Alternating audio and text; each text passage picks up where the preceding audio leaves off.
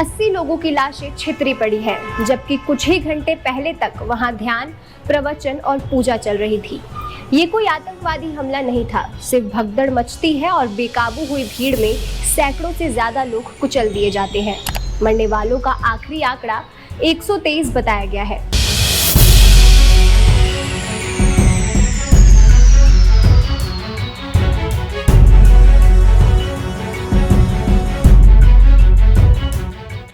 नमस्कार, आप देख रहे हैं विंध्य फर्स्ट और आज का ये एक्सप्लेनर क्राउड मैनेजमेंट को लेकर होने वाला है। वीडियो की शुरुआत में जिस घटना का हमने जिक्र किया था वो हाथरस का है। हम आपको बताएंगे कि आखिर ये हादसा हुआ कैसे और भीड़ इकट्ठा करने के कायदे क्या है और किन नियमों का पालन वहां पर नहीं हुआ।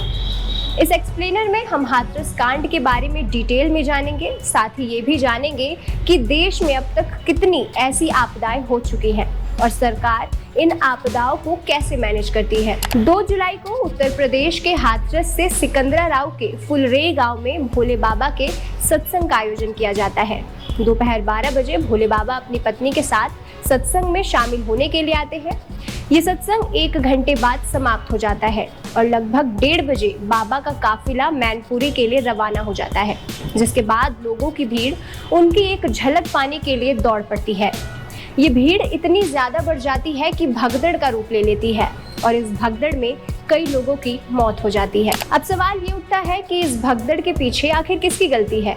वहां पहुंचे लोगों की, बाबा की जो ये सत्संग करवा रहे थे, या फिर पुलिस प्रशासन की जो इस भगदड़ को रोकने में नाकामयाब रही, या फिर जैसा कि जांच बता रही है कि इसके पीछे कोई साजिश छुपी थी। इस मामले के पीछे कई कारण निकलकर सामने आ रहे हैं, जैसे पहला, इस सत्संग में शामिल होने के लिए 80,000 लोगों की अनुमति थी, लेकिन पहुंचने वाले लोगों की संख्या 2.5 लाख से ऊपर थी। दूसरा कि बाबा के जाने के बाद लोग उनके पैरों की धूल लेने के लिए पहुंचे थे, जिसकी वजह से भीड़ बढ़ गई। तीसरा कि इस भीड़ को कंट्रोल करने के लिए वाटर कैनन का इस्तेमाल किया गया, जिसकी वजह से भगदड़ मच गई। सवाल ये है कि जब वहां 80,000 लोगों की परमिशन थी तो फिर प्रशासन ने ज्यादा लोगों को आने की अनुमति कैसे दे दी? दूसरा कि प्रशासन भीड़ रोकने में नाकामयाब क्यों रही? और तीसरा कि क्या हमारे देश के लोग इतने अंधभक्त हैं कि किसी बाबा के पैरों की धूल लेने के लिए अपनी जान भी गंवाने को तैयार है? ये बाबा आखिर है कौन? सूरजपाल जाटव उर्फ भोला बाबा।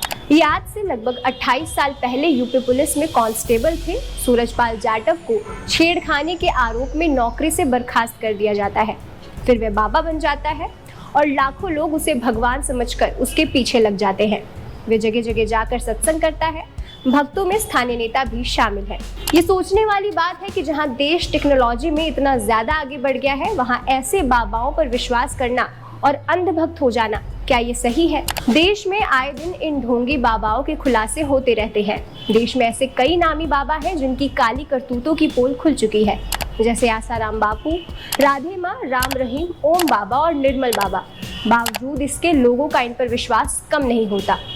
ये कोई पहला मामला नहीं जब धर्म और आस्था के कारण इकट्ठा हुई भीड़ बेकाबू हो जाए, भगदड़ हो और लोगों की जान चली जाए। जनवरी 2022 में जम्मू के वैष्णो देवी मंदिर में मची भगदड़ में 12 श्रद्धालुओं की मौत हुई थी। इसके पहले साल 2016 में केरल के पुंतिगल मंदिर में पटाखे फटने की वजह से मची भगदड़ से 110 लोगों की मौत हुई थी। इसके अलावा साल 2013 में मध्य प्रदेश के रतनगढ़ मंदिर के पास भगदड़ मच जाने से 115 लोगों की मौत हुई थी। वही साल 2013 फरवरी में उत्तर प्रदेश में कुंभ मेले में भगदड़ मच जाने से 36 लोगों ने अपनी जान गंवा दी थी।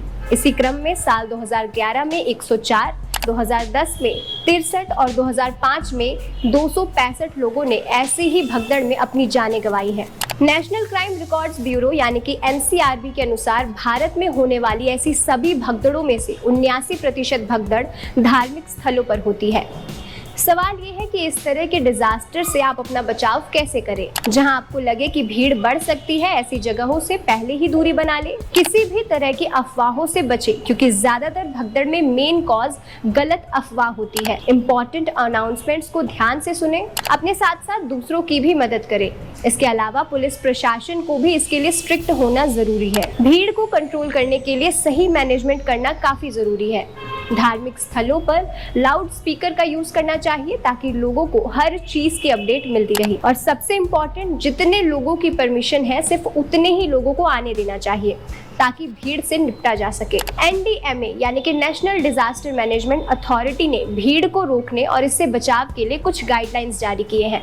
भीड़ को रोकने के लिए आसपास के एरिया में सही तरह से ट्रैफिक मैनेजमेंट करना, भीड़ को रोकने के लिए बैरिकेडिंग करना, कार्यक्रम स्थल पर CCTV कैमरे से लोगों पर नजर रखना, कार्यक्रम स्थल पर एम्बुलेंस की व्यवस्था करना ताकि अगर कोई आपदा हो तो जल्द से जल्द लोगों को हॉस्पिटल पहुंचाया जा सके, भीड़ को समय समय पर लाउड स्पीकर के थ्रू अपडेट करते रहना। इसके अलावा भगदड़ में फंस गए लोगों को हाथ जोड़कर अपनी चेस्ट को बचाना चाहिए और जल्द से जल्द उस भगदड़ से बाहर निकलने की कोशिश करनी चाहिए। बिजली के खंभों से दूर रहना चाहिए क्योंकि इससे और बड़ा हादसा हो सकता है। ऐसी जगहों में पुलिस का भी होना जरूरी होता है क्योंकि वो भीड़ को रोकने और दूसरे अपराधों से लोगों को बचा सकती है। इस तरह अब आप समझ चुके होंगे कि भगदड़ जैसी सिचुएशन से कैसे आप अपना बचाव कर सकते हैं। आपको ये जानकारी कैसी लगी हमें कमेंट सेक्शन में जरूर बताएं और ऐसे ही वीडियोस के लिए देखते रहिए विंध्य फर्स्ट।